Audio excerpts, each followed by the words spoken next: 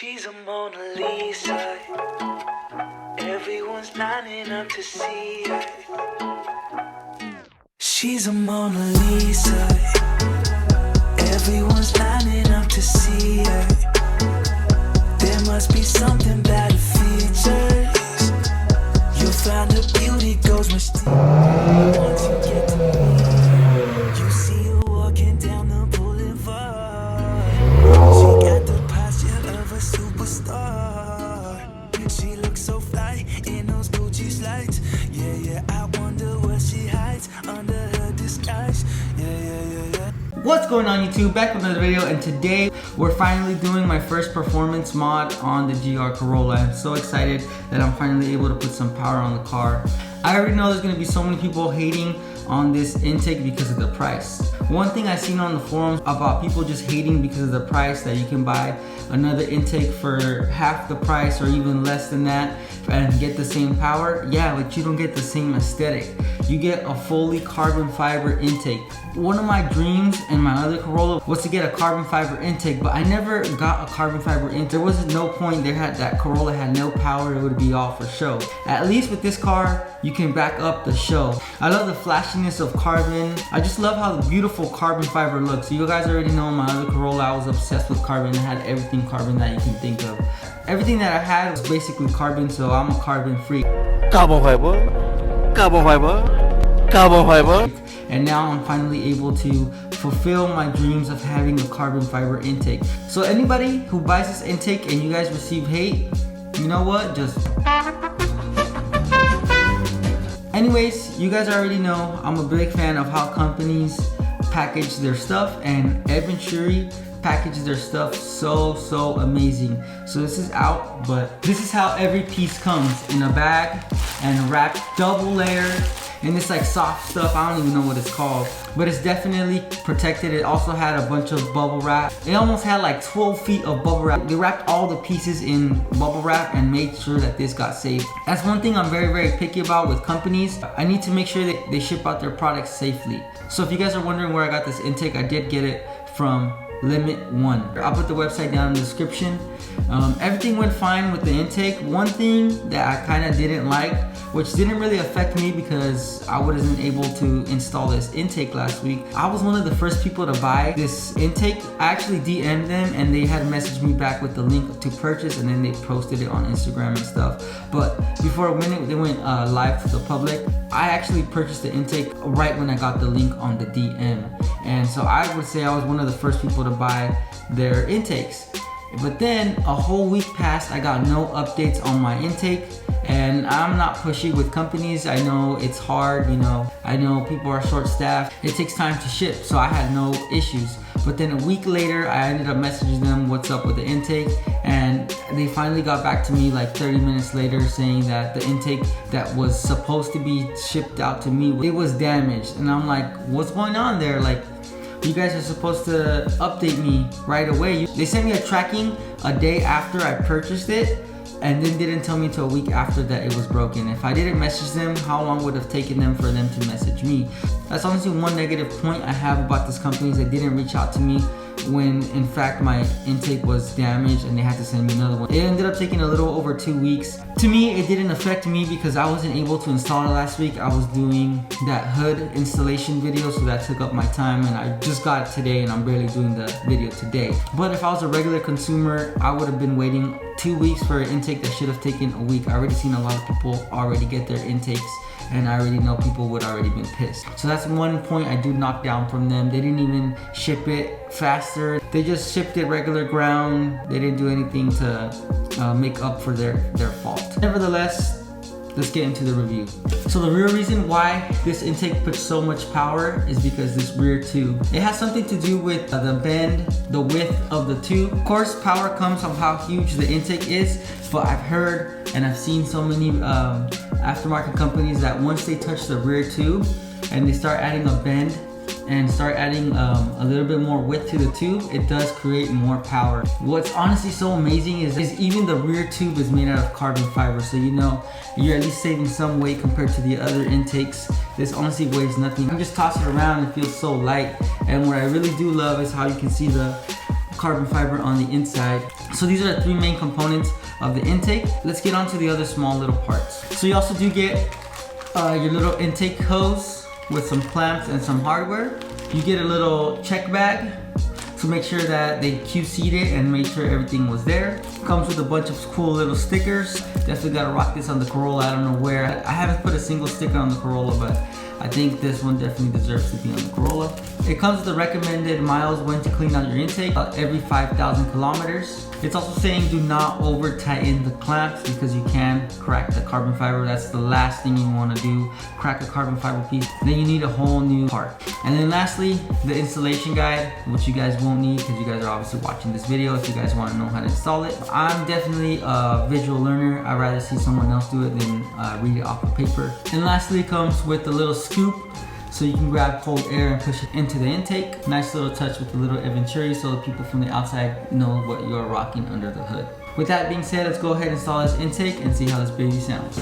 So the first step to do is pretty easy. You just have to take off this radiator cover with just clips. First tool you need is a panel popper. I'll link this down in the description. They're really cheap. Next step, we gotta remove another 3 clips. This one, and this one, and then pop this one out with the panel popper.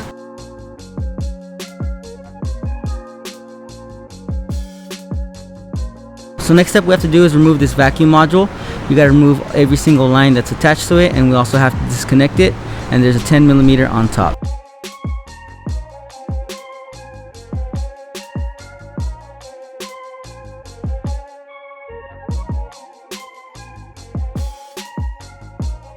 So next step we have to do is just disconnect the MAF sensor.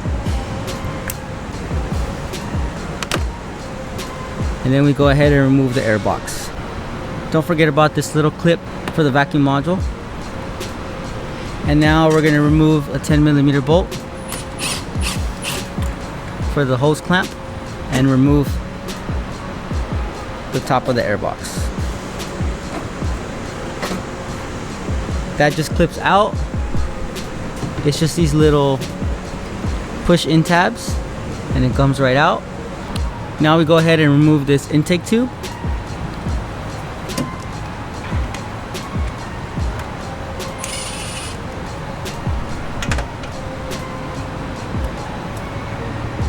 And now we just follow this vacuum line. You can see it right there and go ahead and remove it.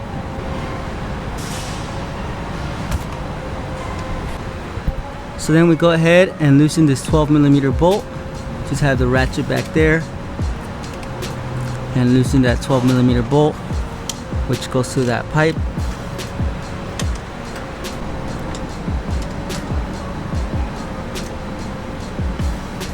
Alright, so next step, you gotta follow this tube back here and you gotta remove this 10 right there. This 10 right here. It's a little tricky, but you just get your ratchet. You can use a regular one or electric one and get a 10mm stubby. And then there's one more 12mm bolt. It's kind of hidden, but it is right there where he is pointing at. You just gotta get a 1/4-inch wrench and get back there.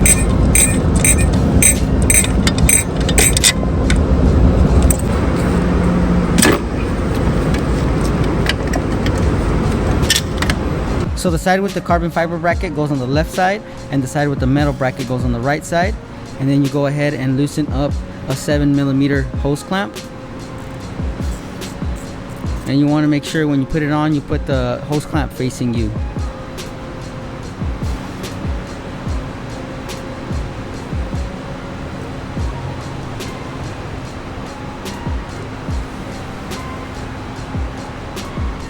So it was a really tight fit, which is good. That means it's not going to leak, but just be careful. You want to be delicate on the carbon fiber because you can break it. But then you want to go ahead and hand tighten it. Make sure you don't over tighten it because you can crack the carbon fiber and that's just going to be a bad day. So the next step is you want to put in that rear pipe. Just want to be careful, you don't want to scratch it.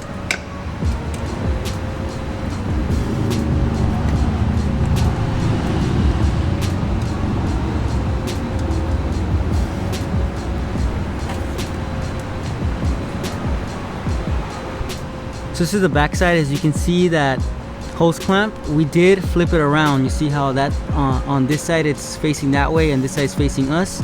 We only flipped it around just so it could be easier to tighten it. So before you put the intake tube on, you do wanna flip that hose clamp around. So now you wanna put this T-hose clamp in the metal bracket. And then you do wanna block off that open end on that side.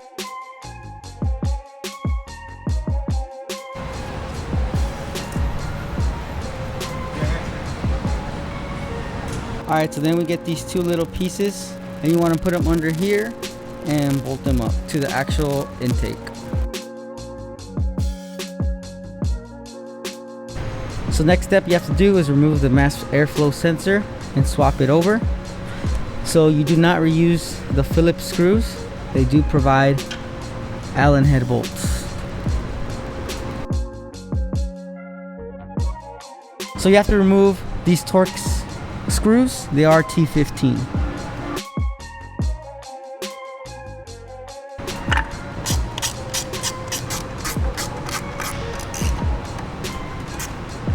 The easy way how to remember what way the arrow points, just see the air coming in this way and the arrow follows. So with this old hose, you don't need it. Bro, this is why I can't have people helping me, bro. I really can't. Alright, so next step is you just want to plug in the intake.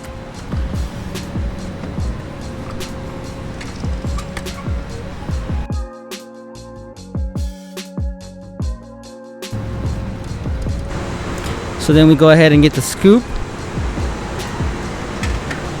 and just lay it down here. Make sure it matches up with those holes. And what that does, it does grab air from under here and from the front bumper. And then you just get the longer bolt with the nut and go ahead and put it on the left side, and you want to use the OEM clip on the right side.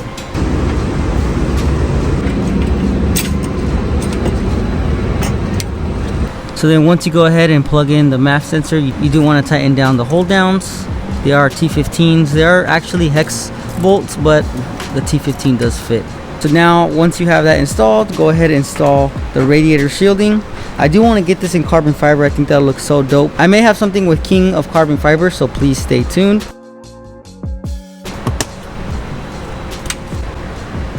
So right before you put in the actual vent, you want to remove this 10mm bolt right here. So now we go ahead and put the vent on. You just match it up. And then you go ahead and thread in that 10mm bolt. And then the inside one is right there. You use a 10mm bolt that they provide with a washer and a lock nut.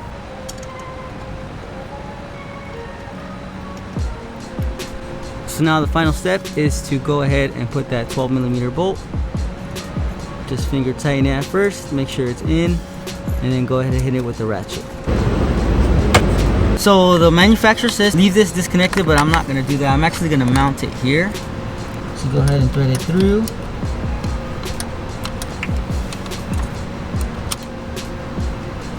Make it look nice and OEM. And then you want to go ahead and plug this in. And then we're gonna go ahead and zip tie this to the side.